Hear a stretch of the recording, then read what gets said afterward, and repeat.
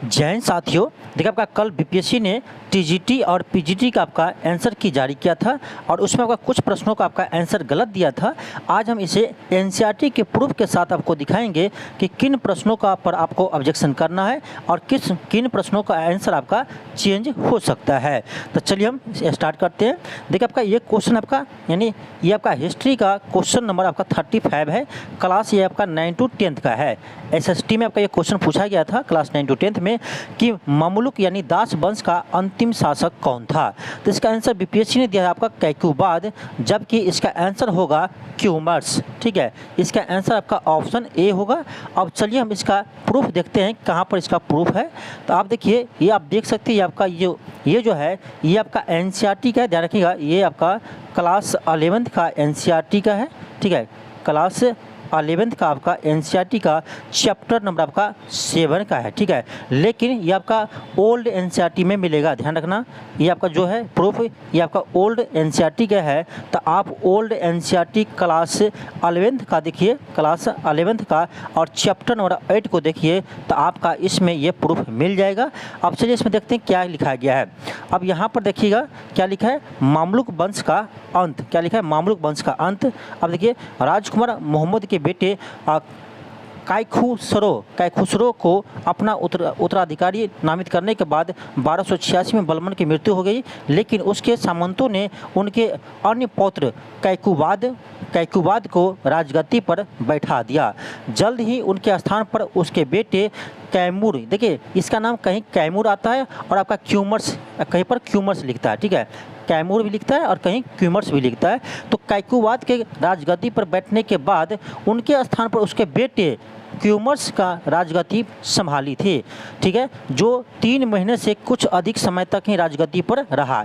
यानी देखिए, कैकुबाद का ही बेटा कौन है, क्यूमर्स है। तो कैकुबाद के बाद क्यूमर्स ने 3 महीने तक ही शासन के राजगद्दी पर बैठा था और इस प्रकार कुल मिलाकर बलबन का राजवंश उसकी मृत्यु के बाद 3 वर्ष से ज़्यादा समय तक नहीं चला। यानी ये आपका जो क्यूमर्स है यही आपका यानी मामलुक वंश का अंतिम शासक था। आप यहाँ साफ साफ देख सकते हैं, कैक्युबाद के राजगद्दी पर बैठा दिया, जल्दी उनके स्थान पर उसके बेटे क्यूमर्स, कहीं कैमूर लिखता है कहीं क्यूमर्स लिखता है। ठीक है, तो क्यूमर्स राजगद्दी संभाली, जो मात्र 3 महीने तक राजगद्दी संभाले थे। तो इस अनुसार से इसका आंसर क्या होगा, क्यूमर्स होगा। 100% आपका इसका आंसर आपका चेंज होगा। तो आप इस पर ऑब्जेक्शन कर सकते हैं। इसका आंसर आपका ऑप्शन ए होना चाहिए, क्यूमर्स, जबकि बीपीएससी ने इसका आंसर सी दिया है कैकुबाद। ये आपका गलत है। तो ये आपका एनसीईआरटी का है क्लास 11th का ओल्ड एनसीईआरटी, ध्यान रखना। ये आपका न्यू एनसीईआरटी में नहीं मिलेगा, ओल्ड एनसीईआरटी में मिलेगा। क्लास 11th का चैप्टर नंबर 8 में मिलेगा। मुगल ने दिल्ली सल्तनत काल एक आपका चैप्टर होगा, उसमें आपको मिलेगा ये प्रूफ। ठीक है, और प्रूफ चलिए आपको दिखाते हैं। आप कहीं कुछ भी कीजिए, आप गूगल भी कर देख सकते हैं। ये आपका गूगल का है। देखिए क्या लिखा है कि 3 महीने तक उसके पुत्र शमसुद्दीन क्यूमर्स का संरक्षण और जून 1290 में उनकी हत्या कर मलिक फिरोज खिलजी दिल्ली सल्तनत का अगला सुल्तान बना। इससे भी पता चलता है कि क्यूमर्स यहाँ का क्या था, अंतिम शासक था। तो सबसे अच्छा प्रूफ आपका ये है एनसीईआरटी का। ठीक है, तो एनसीईआरटी का प्रूफ आप देख सकते हैं। तो इसका आंसर आपका चेंज होगा। अब चलिए अगला प्रश्न देखते हैं कौन सा ऐसा है जिसका आंसर चेंज होगा। अब नेक्स्ट प्रश्न आपका ये है, देखिए ये प्रश्न आपका है पॉलिटी का 34 नंबर क्वेश्चन आपका है कि कौन सा संवैधान संशोधन भारत के राष्ट्रपति को मंत्रिपरिषद के सलाह के अनुसार कार्य करने हेतु बाध्यता है। अब ये देखिए, इसका आंसर आपका होगा 42वां संविधान संशोधन। इसका आंसर होगा आपका 42वां संविधान संशोधन। तो आपका ऑप्शन नंबर बी होना चाहिए, 42वां संविधान संशोधन, जबकि बीपीएससी ने इसका आंसर दिया है 44वां संविधान संशोधन, जो आपका गलत है। अब चलिए हम इसका भी प्रूफ दिखाते हैं। ये आपका प्रूफ जो है ये आपका एनसीईआरटी क्लास 10th का है, ध्यान रखिएगा। एनसीईआरटी क्लास 10th का है और ये भी आपका ओल्ड एनसीईआरटी का है। ये आपका न्यू एनसीईआरटी में नहीं मिलेगा, ओल्ड एनसीईआरटी में मिलेगा। अब इसे पढ़िए, यहाँ पर 42वां संविधान संशोधन में क्या लिखा है। देखिए, राष्ट्रपति मंत्रिपरिषद की, एक सेकंड थोड़ा सा जूम करते हैं। अब देखिए यहाँ पर क्या लिखा है, राष्ट्रपति मंत्रिपरिषद की सलाह के अनुसार कार्य करे। अब देखिए ये लिखा है 42वें संविधान संशोधन के द्वारा अनुच्छेद 74 को संशोधित किया गया और अनुच्छेद 74(1) में लिखा गया कि राष्ट्रपति को अपने कृत्य का संपादन करने में सहायक और मंत्रणा देने के लिए मंत्रिपरिषद होगी, जिसका प्रधान प्रधानमंत्री हो गई है। अब आगे देखिए क्या लिखा है, अब इस अनुच्छेद को इस प्रकार लिखा गया है कि राष्ट्रपति को अपने कार्य संपादन में सहायता और मंत्रण देने के लिए मंत्रिपरिषद होगी, जिसका प्रधान प्रधानमंत्री होगा और राष्ट्रपति मंत्रिपरिषद के सलाह के अनुसार कार्य करेगा। और थोड़ा आगे देखिए, आगे लिखा है अर्थात अब यदि राजनीतिक कारणों से केंद्रीय मंत्रिमंडल किसी राज्य में राष्ट्रपति शासन लागू करना चाहे तो राष्ट्रपति आनाकानी नहीं कर सकता और उन्हें मंत्रिपरिषद की सलाह माननी ही होगी। अब यहीं पर आपका ये पॉइंट लिखा गया है कि राष्ट्रपति को मंत्रिपरिषद की सलाह को माननी ही होगी, यानी यहीं पर राष्ट्रपति को बाध्य किया था मंत्रिपरिषद की सलाह को मानने के लिए। और ये कब जोड़ा गया है, ये आपका जोड़ा गया है 42वां संविधान संशोधन करके इंदिरा गांधी के समय में। जो आपको पता होगा इसी को जोड़ करके वह यानी आपातकाल लागू किया था 1975 में, ठीक है, 1975 में जो आपातकाल लागू किया था इंदिरा गांधी ने। तो यहाँ पर आपका 42वें संविधान संशोधन 1976 ये आपको हुआ था, ठीक है, और उसी में ये बात लिखा गया है कि राष्ट्रपति को मंत्रिपरिषद की सलाह माननी ही होगी, यही तो बाध्यकारी है। यानी इसका आंसर क्या होगा, 42वां संविधान संशोधन होगा एनसीईआरटी के अनुसार, या किसी भी में आप देख सकते हैं, कोई भी आप सोर्स में इसका प्रूफ आप देख सकते हैं। तो इसका आंसर होगा बी 42वां संविधान संशोधन, ठीक है। तो इस पर भी आप ऑब्जेक्शन कीजिए, आपका 100% मार्क इंक्रीज होगा, ठीक है, ये भी आपका रॉन्ग है। अब चलिए आगे देखते हैं आपका और प्रूफ क्या है और क्वेश्चन कौन सा है जिसका आंसर आपका गलत दिया है। अब देखिए इस क्वेश्चन को, ये क्वेश्चन आपका है कि सर्वप्रथम इल्तुतमिश को कहाँ का गवर्नर बनाया गया था। अब चलिए इसका प्रूफ थोड़ा सा देख लेते हैं। यहाँ देखिए इल्तुतमिश, ठीक है, यहाँ पर आप देखिए इल्तुतमिश के बारे में आपको दिया गया है, आपको हम डायरेक्ट दिखाते हैं पॉइंट के बाद, ठीक है। अब यहाँ देखिए क्या लिखा है, उसके सौतेली भाइयों ने उनके गुलाम के रूप में ऐबक को बेच दिया, ठीक है, सौतेली भाइयों ने, और जिसे अपनी बेटी देकर अपना दामाद बना लिया। बाद में ऐबक उसे ग्वालियर का इक्ता नियुक्त किया। अब यहाँ ध्यान देखो क्या लिखा है, ऐबक ने ग्वालियर का इक्ता नियुक्त किया, यानी जो इल्तुतमिश थे वह ग्वालियर के इक्ता थे, यानी वहाँ के गवर्नर थे, ठीक है। अब यहाँ देख लीजिए इसका आंसर क्या होगा, इसका आंसर बिल्कुल सही दिया है आपका ग्वालियर, ठीक है। इस पर ये हम इसलिए दिखा रहे हैं क्योंकि बहुत सारे स्टूडेंट हमें कमेंट किया था कि सर इसका बदायूं होगा आंसर, ये बदायूं नहीं होगा, बदायूं आपका गलत है। देखिए बदायूं आप लोग पढ़े होंगे कहाँ पर, तो ये पढ़े होंगे आपके कि इल्तुतमिश जब शासक बना था उससे पहले वो बदायूं का गवर्नर था, ठीक है, इसीलिए आपको लगता है कि बदायूं इसका आंसर होगा, लेकिन ऐसा नहीं है। इल्तुतमिश को सर्वप्रथम ग्वालियर का ही गवर्नर बनाया गया था। तो इस पर आपको ऑब्जेक्शन करने से कोई फायदा नहीं है, ये बिल्कुल आपका सही है, आपको हम प्रूफ भी इसका दिखा दिए हैं, ठीक है। अब चलिए हम आगे देखते हैं आपका ये प्रश्न। अब देखिए ये प्रश्न हम आपको कल बताए थे, ठीक है, कल जब आपका आंसर किया आया था तब आपको हम बताए थे कि इसका आंसर आपका ऑप्शन सी होगा, ठीक है, जबकि बीपीएससी ने ऑप्शन ई दिया है। तो बहुत सारे स्टूडेंट ने कमेंट किया था कि नहीं बिल्कुल आंसर सही दिया है, ठीक है। तो जितने लोग बोल रहे थे कि सही आंसर दिया है, इसी को हम आज फिर आपको हम प्रूफ के साथ आए हैं दिखाने के लिए। इसका 110% ऑप्शन सी होगा। कैसे होगा ये आपको हम प्रूफ दिखाते हैं, और ये बीपीएससी का ही एग्जाम्पल देंगे आपको, बीपीएससी का ही से के थ्रू ही आपको हम प्रूफ दिखाएंगे इसका आंसर सी कैसे होगा। पहले क्वेश्चन तो सॉल्व कर लीजिए। कह रहा है दो पूर्ण संख्याओं का बीच का अंतर कितना है, 66 है, और दोनों का अनुपात दिया 2:5, ठीक है। तो आप जानते हैं यहाँ अंतर करेंगे तो 3 आएगा, यही आपका 66 के बराबर है, तो एक पार्ट आपका 22 आएगा, काटिएगा तो यहाँ से ये 2 पार्ट और 5 पार्ट पूछता है, तो 2 पार्ट आपका 44 होगा, 5वां पार्ट आपका कितना होगा 110 होगा, 44 110 है। अब बहुत सारे स्टूडेंट कहना है कि ये रेशियो जो है ना उसी रेशियो का अनुपात में ये भी होगा, ये जरूरी नहीं है भाई साहब। यहाँ लिखा दोनों संख्याएं हैं, ये नहीं करा कि क्रमशः, यहाँ कहता क्रमशः दोनों संख्याएं हैं, तब हम समझते हैं कि आपको क्रम में ही बताना है, ठीक है। तब आपका आंसर होता 44 कॉमा 110। यहाँ क्रमशः नहीं कहा है ना, इसका आंसर आपका क्रम में, जरूरी नहीं है कि क्रम में हो, ये दोनों संख्या जिस ऑप्शन में होगा वो आंसर हो जाएगा। तो ये दोनों संख्या ऑप्शन सी में है, तो ऑप्शन सी ही आंसर होगा, ठीक है। ऑब्जेक्शन कीजिए, 100% आपका नंबर मिलेगा। अब चलिए इसका प्रूफ दिखाते हैं कुछ, ठीक है। ऐसे तो आप लोग नहीं मानते हैं ना, अपने मनमानी करते हैं, लगता है कि मैथ कभी देखबे नहीं किए, कभी पढ़बे नहीं किए, कभी बनेबे नहीं किए हैं, ठीक है। भाई मैं दिन रात मैथ ही बनाता हूँ, ठीक है ना। तो आपको चलिए दिखाता, प्रूफ दिखाता आपको कि बीपीएससी, देखिए आपका जो क्वेश्चन पूछा है, देखिए इसका पहले इस क्वेश्चन को देखिए, ये आपका बीपीएससी पूछा है 42वां बीपीएससी में, ठीक है, 97 और 98 के बीच में, ठीक है। अभी प्रश्न को पढ़िए थोड़ा सा। प्रश्न क्या है, दो धनात्मक संख्याओं का अंतर कितना है, 72 है। अब ध्यान से पढ़ना क्वेश्चन को। और कह रहा है तथा एक दूसरे को भाग देने से भागफल 4 आता है, तो संख्याएं चुनिए। अब यहाँ बताओ क्या कह रहा है, दो संख्याओं का अंतर कितना है, 72 है। तो अब जो तुम कहेगा दोनों संख्याओं का अंतर 72 होना चाहिए था, तो इसका आंसर क्या दिया है, बी दिया है। तो यहाँ बी में क्या है, 24,96 है।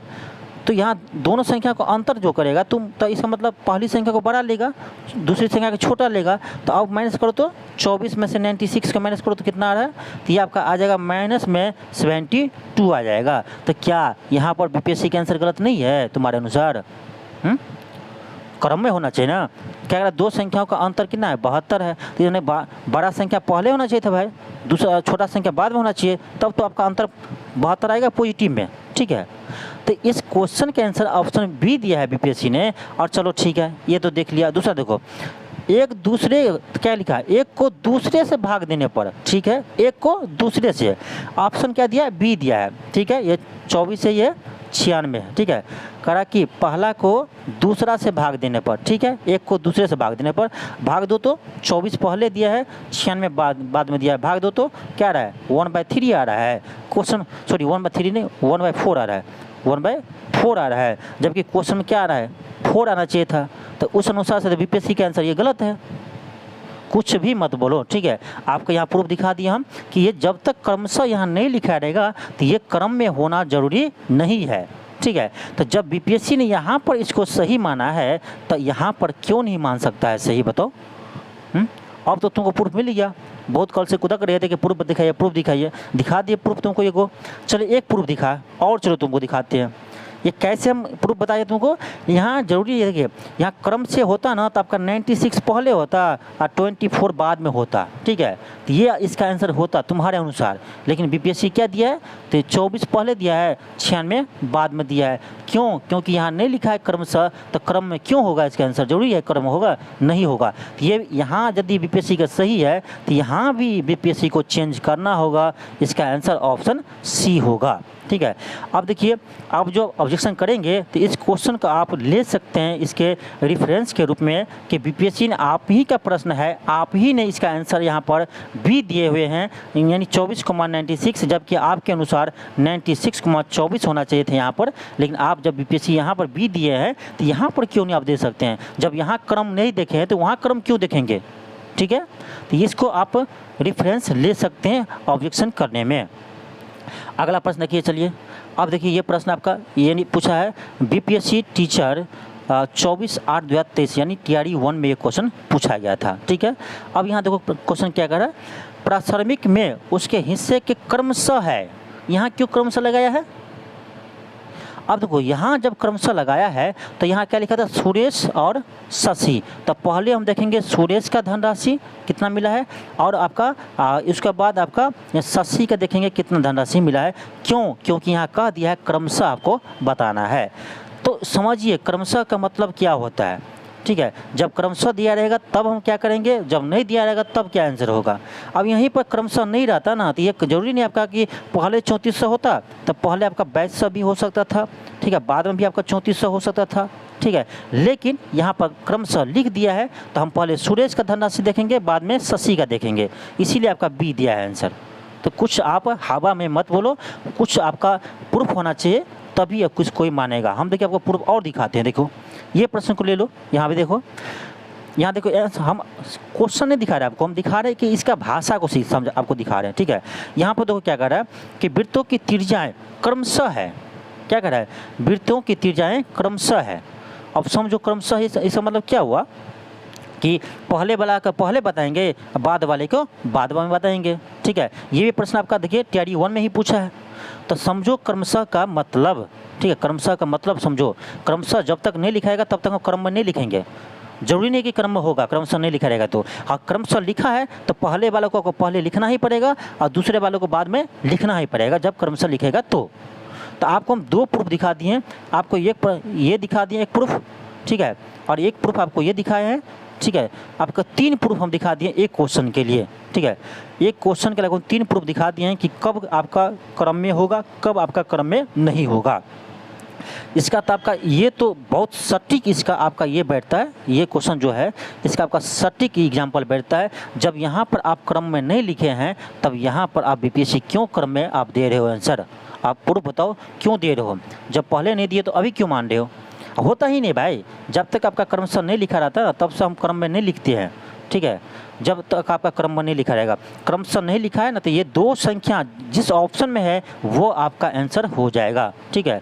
तो बहुत सारे स्टूडेंट कमेंट किया था हमें कि मतलब कि इसका आंसर ऑप्शन ई होगा, बिल्कुल सही है। ई वही बोल रहा था सही है जिसका गलती से सही हो गया है, ठीक है। उसको बना नहीं होगा, जब क्वेश्चन नहीं बना होगा तो क्या करता है, लोग तुक्का मारता है। और तुक्का क्या मारता है, ऑप्शन ई मारता है। वो तुक्का मार दिया, ऑप्शन ई आ गया तो अभी चिल्ला रहा है कि सही है बिना मतलब का। हम इतना जब कल समझा दिए थे क्यों होगा इसका आंसर, क्योंकि एक ही कारण है, क्रमशः नहीं लिखा हुआ है, ठीक है। आज आपको हम प्रूफ भी दिखा दिए कि देख लो भाई, 4 क्वेश्चन दिखाए हैं कि जहाँ पर क्रमशः नहीं लिखा है वहाँ पर क्रम में बीपीएससी यहाँ भी आपका आंसर नहीं दिया है। यहाँ देखो 2 धनात्मक संख्याओं का अंतर 72 है, एक को दूसरे से भाग देने पर भागफल 4 आता है। तो कह संख्याएं चुनिए। तुम्हारे अनुसार तो 2 संख्याओं का अंतर जब 72 है तो बड़ी संख्या तो आपको आगे होना चाहिए, पहले होना चाहिए, छोटी संख्या बाद होना चाहिए, तब तो आपका अंतर आएगा 72 प्लस में, ठीक है। अब छोड़ो ये, और कह एक को दूसरे से भाग देने पर, एक को दूसरे से, यहाँ देखो 24 को जो 96 दिया है, एक को दूसरे से भाग देने पर, तो एक कौन है 24 वाले है, दूसरा कौन है 96 वाला है।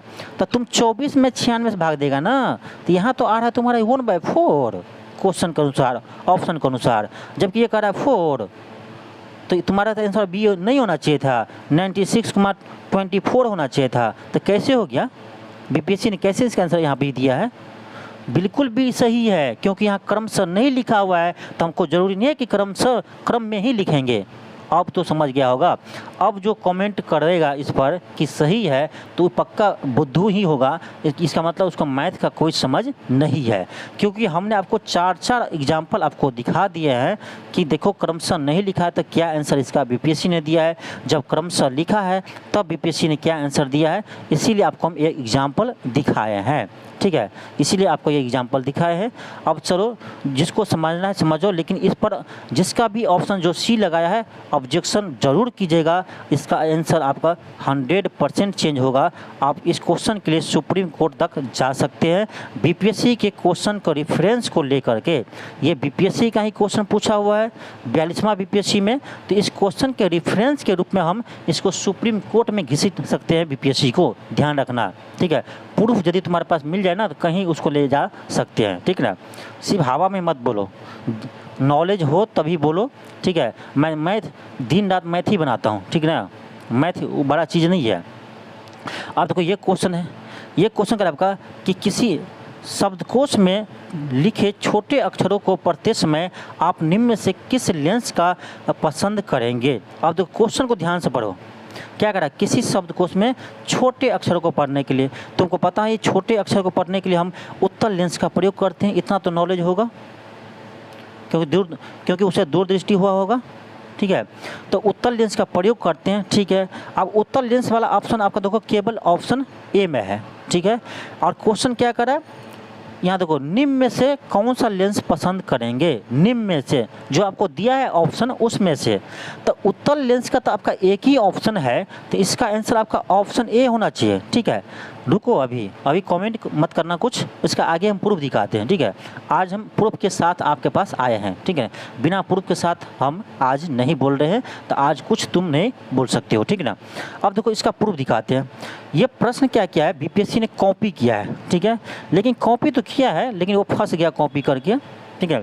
ये बीपीएससी क्वेश्चन को कहीं से कॉपी किया था, लेकिन बीपीएससी ने इस क्वेश्चन में खुद ही फंस गया, क्योंकि यहाँ देखो ये प्रश्न जो एक्चुअल प्रश्न है यहाँ पर है। ये प्रश्न देखो, ये आपका एक्चुअल प्रश्न है, ठीक है, जो बीपीएससी ने यहाँ से कॉपी करके वो आपके एग्जाम में पूछ दिया है, ठीक है। देखो ना, option same to same option भी मिल जाएगा, लैंग्वेज भी सेम मिलेगा। आप देखो यहाँ क्या लिखा है लैंग्वेज, इसका देखो, किसी शब्दकोश में लिखे छोटे अक्षरों को, यहाँ देखो लैंग्वेज, यहाँ शब्दकोश में पाए गए छोटे अक्षरों को पढ़ते समय, यानी लैंग्वेज भी सेम है इस प्रश्न का। और देखो ये प्रश्न है कि छोटे अक्षरों को पढ़ते समय आप निम्न में से किस लेंस का करना पसंद करेंगे, किस लेंस का यूज करना पसंद करेंगे। अब यहाँ देखो, यहाँ ऑप्शन में आपका उत्तर लेंस एक यहाँ है और उत्तर लेंस आपका एक यहाँ है, ठीक है। यहाँ अभी करा निम्नलिखित में से, यानी जो आपका ऑप्शन दिया है उसी में से आपको चुनना है, ठीक है। अब यहाँ देखो, यहाँ 50 सेंटीमीटर फोकल लंबाई है, यहाँ 5 सेंटीमीटर फोकल लंबाई है। आपको पता होगा कि फोकस दूरी जितना अधिक होगा उनका क्षमता उतना ही कम होगा। इसका उल्टा हम कह सकते हैं कि फोकस दूरी जितना ही कम होगा उसका क्षमता लेंस का उतना ही अधिक होगा। तो यदि हमें अधिक क्षमता वाला लेंस मिल जाता है हमारे ऑप्शन में, तो हम अधिक क्षमता वाला मारेंगे। तो यहाँ पर इसका आंसर ऑप्शन सी होता है। क्यों होता है? क्योंकि देखो उत्तर लेंस यहाँ भी है, उत्तर लेंस यहाँ भी है, लेकिन यहाँ पर 50 सेंटीमीटर है, यहाँ हमें 5 सेंटीमीटर दिया है। हमें पता है कि 50 सेंटीमीटर वाला की क्षमता कम होगा, ठीक है, और 5 सेंटीमीटर वाला क्षमता अधिक होगा। तो हम क्यों नहीं अधिक क्षमता वाले लेंस का प्रीफर करेंगे? बिल्कुल करेंगे, ठीक है। तो इस ऑप्शन के अकॉर्डिंग यहाँ पर ऑप्शन आपका सी हो रहा है, क्योंकि ऑप्शन मुझे मिल रहा है 5 सेंटीमीटर फोकल वाले लेंस, उत्तर लेंस, ठीक है। तो अब देखो इसको तो कॉपी किया, लेकिन बीपीएससी को ये ऑप्शन ही हटा दिया था, 5 सेंटीमीटर वाला उत्तर लेंस वाले ऑप्शन को यहाँ पर हटा दिया है। तो अब बताओ, जब मुझे आगे में ये 4 ऑप्शन देखते हैं, जो ऑप्शन देंगे उसी में तो हम चुनेंगे कारण निम्न में से। तो भाई जो हमको ऑप्शन दे रहे हो उसमें से चुनेंगे, तो उस अनुसार से ऑप्शन ए होना चाहिए, 50 सेंटीमीटर फोकल दूरी वाले उत्तर लेंस। उत्तर लेंस में हमें एक ही ऑप्शन दिए हैं आप, तो हम क्या चुन करेंगे? उसी को चूज करेंगे। मेरा मजबूरी है, क्योंकि उससे अधिक क्षमता वाला लेंस का आप ऑप्शन में नहीं दिए हो, तो हम क्यों चुनेंगे? तो इसी को हम चुनेंगे। एक ही ऑप्शन दिए हो आप उत्तर लेंस का, था आपका एक ही ऑप्शन जो है वही होगा, ठीक है। यहाँ पर क्यों हो रहा था 5 सेंटीमीटर वाले? क्योंकि यहाँ हमें ऑफर मिला है, यहाँ पर 2 मिला है हमें लेंस, उत्तर लेंस, ठीक है, 2 मिला है, एक 50 सेंटीमीटर वाले, एक 5 सेंटीमीटर वाले, ठीक है। आप मान लो यहाँ पर 5 सेंटीमीटर नहीं रहता तो हम क्या करते? 50 सेंटीमीटर यूज करते, ठीक है। तो जब हम पर ही छोड़े हैं आप प्रीफर देने के लिए, तो यहाँ पर भी आपका आंसर ऑप्शन नंबर ए ही होगा। इस पर भी आप ऑब्जेक्शन कीजिएगा, 100% आपका आंसर चेंज होगा। हम कारण भी आपको बता दिए हैं कि क्यों चेंज होगा, ठीक है। देखिए क्वेश्चन को कॉपी तो किया है बीपीएससी ने, लेकिन ऑप्शन आपको ये नहीं दिया है सेम टू सेम, ठीक है। ये ऑप्शन आपको नहीं दिया है यहाँ, जबकि ऑप्शन है मुझे 5 सेंटीमीटर वाले, इसीलिए हम 5 के पास पहुँच रहे हैं। 5 वाले ऑप्शन नहीं रहता तो हम ए के साथ यहाँ भी जाते हैं, ठीक है। तो ये कॉपी तो किया बीपीएससी, लेकिन खुद फंस गया ऑप्शन में। तो इस क्वेश्चन पे भी आप ऑब्जेक्शन कर सकते हैं। सेम टू सेम प्रश्न है, ऑप्शन आपका ए ही होगा। अब इसमें भी कुछ स्टूडेंट कहेगा सर यहाँ तो ये तो नहीं है ना, सी है ना 5 सेंटीमीटर वाले। तो यहाँ सी है क्यों? क्योंकि हमें ऑप्शन में 5 सेंटीमीटर वाले ऑप्शन दिया है, इसीलिए हमको 2 लेंस मिलेगा उत्तर लेंस का। प्रीफर करना दोनों में से है, तो दोनों में से बेटर कौन है? तो बेटर ये है 5 सेंटीमीटर, लेकिन उसका क्षमता अधिक होगा, ठीक है। ये नहीं रहता तो हम ये यूज करते हैं, ठीक है। यहाँ पर देखो जो बीपीएससी दिया ऑप्शन, इसमें देखो इसमें हमें 5 सेंटीमीटर वाला ऑप्शन नहीं दिया उत्तर लेंस में, तो हमें यही दिया, तो केवल यही दिया, केवल यही यूज करेंगे हम। तो ऑप्शन के अकॉर्डिंग ए ही होगा, इसका आंसर ई नहीं होगा, ठीक है। कॉपी करके कुछ भी बीपीएससी ने आंसर दे दिया है, तो इस पर भी आप ऑब्जेक्शन कर सकते हैं, ठीक है।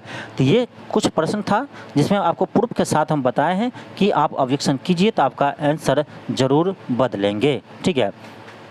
जिसे समझ में आया है वो आप ऑब्जेक्शन कर दीजिए, जिसे समझ में नहीं आया है वो आप वीडियो ही मत देखो, ठीक है, क्योंकि उल्टा पुल्टा कमेंट करने से अच्छा कि वीडियो ही मत देखो, तुम्हारे समझ से बाहर है। चलिए मिलते हैं नेक्स्ट क्लास में। थैंक यू, धन्यवाद।